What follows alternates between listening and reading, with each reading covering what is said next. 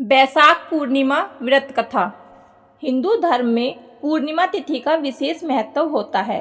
साल में कुल 12 पूर्णिमा तिथि होती हैं।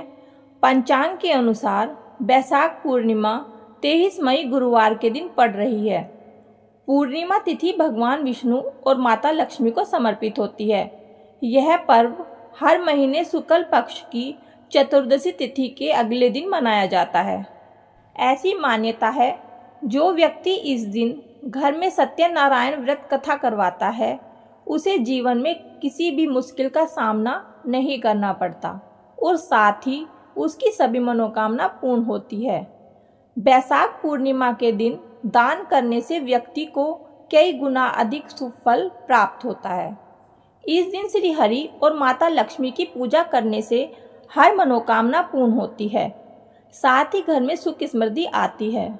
बैसाख पूर्णिमा धार्मिक दृष्टि से बेहद महत्वपूर्ण है। बैसाख पूर्णिमा को यम पूर्णिमा भी कहते हैं। बैसाख पूर्णिमा के दिन यम को प्रसन्न करने के लिए पानी का घड़ा दान किया जाता है। धार्मिक मान्यताओं के अनुसार ऐसा करने से परम लोक की प्राप्ति होती है। बैसाख पूर्णिमा के दिन पीपल पूजन का भी विशेष महत्व बताया गया है। इस दिन सूर्य उदय से पहले उठकर पीपल की परिक्रमा करें। पीपल में भगवान विष्णु का वास माना गया है। बैसाख पूर्णिमा का महीना भगवान विष्णु को बहुत प्रिय है। बैसाख पूर्णिमा के दिन पूजा करने से भगवान विष्णु प्रसन्न होते हैं। तो आइए सुनते हैं बैसाख पूर्णिमा व्रत कथा। द्वापर युग के समय की बात है। एक बार माता यशोदा भगवान श्री कृष्ण से कहती है कि हे कृष्ण, तुम सारे संसार के पालनहार हो।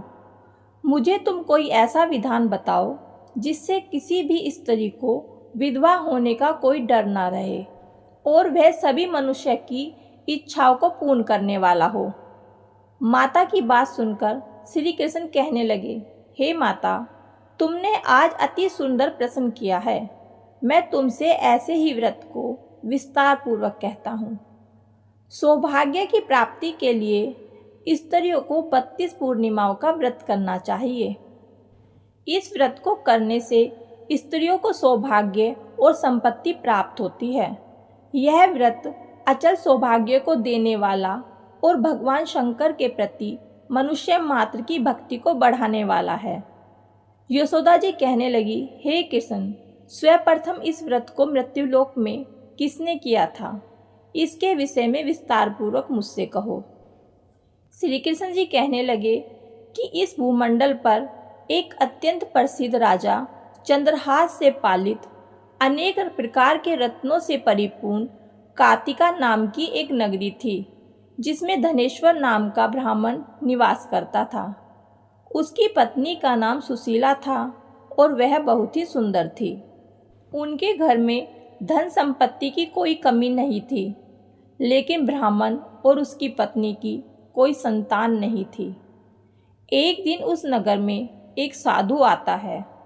वह साधु सभी के घरों से भिक्षा लेकर जाता है, लेकिन ब्राह्मण के घर से भिक्षा नहीं लेता। अब हर रोज वह साधु ऐसा ही करता है। नगर में सभी के घर से भिक्षा लेकर गंगा नदी के किनारे जाकर भोजन ग्रहण करता है। ये सब देखकर ब्राह्मण बहुत दुखी हो जाता है और साधु से जाकर पूछता है कि आप नगर में सभी के घर से भिक्षा लेते हैं, लेकिन मेरे घर से नहीं, इसका क्या कारण है? तभी साधु कहता है कि तुम निसंतान हो और ऐसे घर की भिक्षा लेनी पतितों के अन्न के समान हो जाती है, इसलिए मैं पाप का भागीदार नहीं बनना चाहता हूँ। धनेश्वर यह बात सुनकर बहुत ही ज़्यादा दुखी हो जाता है और साधु से हाथ जोड़कर कहने लगता है कि हे मुनिवर, आप मुझे कोई ऐसा उपाय बताइए जिससे मुझे संतान की प्राप्ति हो। तब साधु ने उससे 16 दिन तक माँ चंडी की पूजा करने को कहा। फिर साधु के कहे अनुसार ब्राह्मण दंपत्ति ने ऐसा ही किया। उनकी आराधना से प्रसन्न होकर 16 दिन बाद माँ काली प्रकट हुई। माँ काली ने ब्राह्मण की पत्नी को गर्भवती होने का वरदान दिया और कहा कि अपने सामर्थ्य के अनुसार प्रत्येक पूर्णिमा को तुम दीपक जलाओ। इस तरह हर पूर्णिमा के दिन दीपक बढ़ाती जाना, जब तक कम से कम 32 दीपक ना हो जाएं। ब्राह्मण ने अपनी पत्नी को पूजा के लिए पेड़ से आम का कच्चा फल तोड़ कर दिया। उसकी पत्नी ने पूर्णिमा के दिन पूजा की और वह एक दिन गर्भवती हो गई। प्रत्येक पूर्णिमा को वह माँ काली के कहे अनुसार दीपक जलाती रही। माँ काली की कृपा से उनके घर में एक पुत्र ने जन्म लिया, जिसका नाम देवदास रखा। देवदास जब बड़ा हुआ तो उसे उसके मामा के साथ पढ़ने के लिए काशी भेज दिया गया। काशी में उन दोनों के साथ एक दुर्घटना घटी, जिसके कारण धोखे से देवदास का विवाह हो गया। देवदास ने कहा कि वह अल्प आयु में है, लेकिन फिर भी जबरदस्ती उसका विवाह करा दिया गया। कुछ समय बाद काल उसके प्राणों को लेने आया, लेकिन ब्राह्मण दंपत्ति ने पूर्णिमा का व्रत रखा था, इसलिए काल उसका कुछ बिगाड़ नहीं पाया। तभी से कहा जाता है कि पूर्णिमा का व्रत करने से संकट से मुक्ति मिलती है और सभी मनोकामना पूर्ण होती हैं। चंद्रोदय के बाद भक्त चंद्रमा की पूजा करके अर्घ्य देते हैं। तो आइए जानते हैं बैसाख पूर्णिमा का महत्व। हिंदू धर्म में प्रत्येक पूर्णिमा तिथि का बहुत महत्व होता है, लेकिन बैसाख पूर्णिमा या ये कहें बैसाख माह ही देवताओं का माह माना जाता है।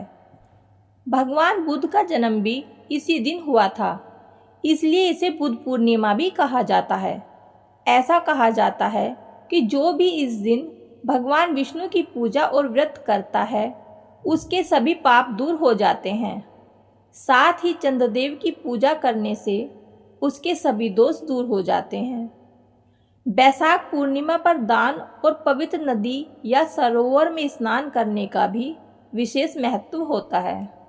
इस दिन भगवान ब्रह्मा ने तिलों का निर्माण किया था, इसलिए इस दिन तिल का उपयोग जरूर करना चाहिए तथा गौ माता का भी दान करना चाहिए।